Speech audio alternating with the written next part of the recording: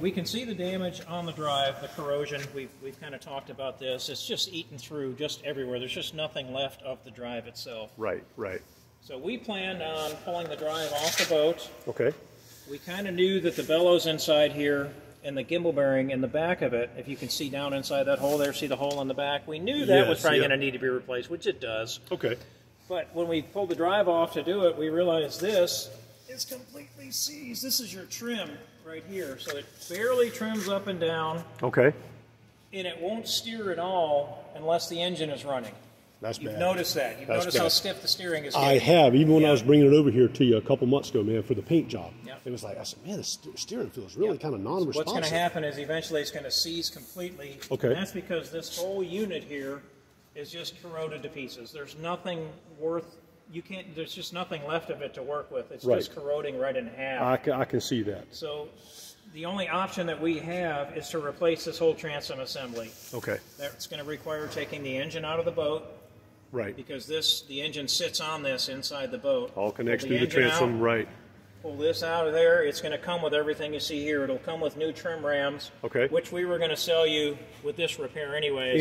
So that price will come out of that. Okay. So you'll get new trim rams, this whole piece, all new bearings, new shift cable.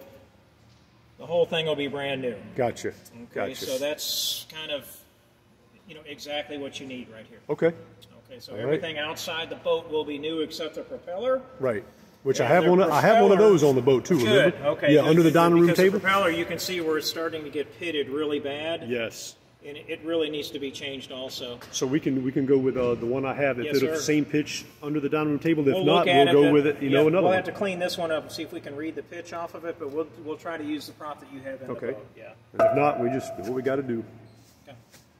Par for the course of owning a boat, right? That is it. In salt water, not Appreciate just a boat, you, but in salt water. Yeah, especially in salt water. And I talked with Richard, and he's already got the slip waiting on us. He said as soon as you guys finish up, he said we'll send the guy. We can go fork it over to the rack. I'm like, so when we get this done, you don't want us to paint this, right? You don't want it to be anti-fouling painted because you're going right in dry storage, right? It's going in dry storage. But my question is, just with regular, occasional usage, maybe 2-3 times a month, should we paint it? No. No. Okay. No, do not. None of these other people do. You only need to paint them with the anti-fouling paint if you're going to store it in the water. Right. If you're not going to store it in the water, do not paint it with that. Gotcha. All you'll have to do is keep up with these sacrificial zincs. Okay. They'll eat up on you every now and then. Right.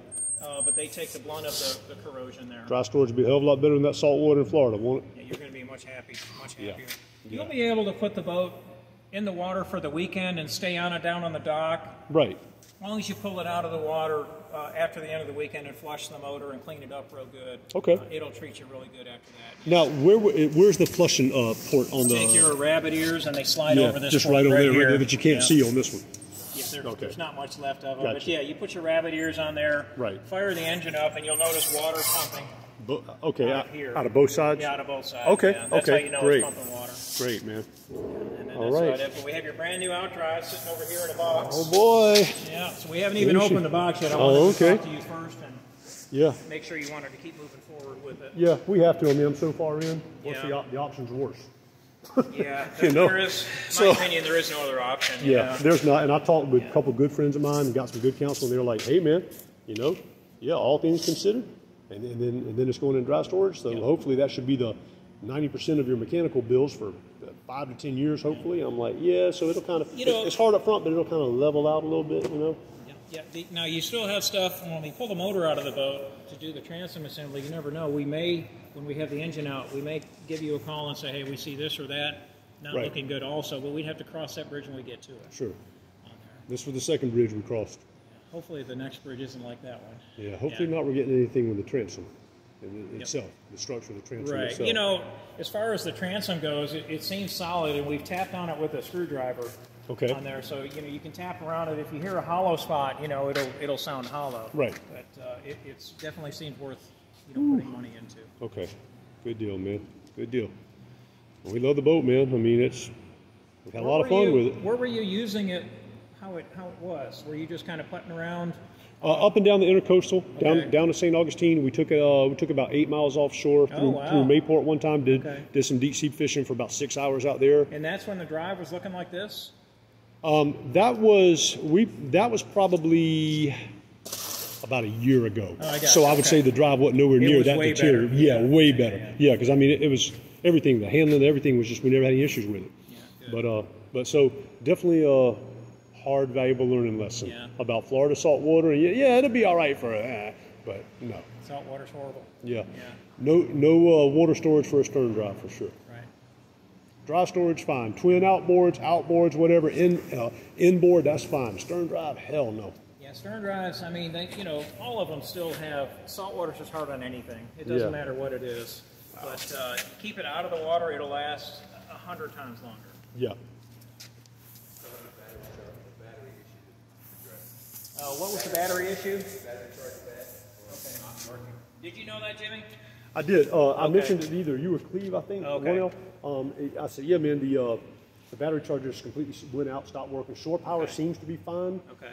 And I'm assuming that all the little lights are all 12 volt running off the battery, so that and the water pumps in the toilet, the pressure, all that's down, all 12 volts. So the battery charger stopped working about 3 months ago. Okay. Just showed up one day and it was off. No power, no signal, no nothing. I'm like, I don't know if it's an inline fuse or something simple or it just shot.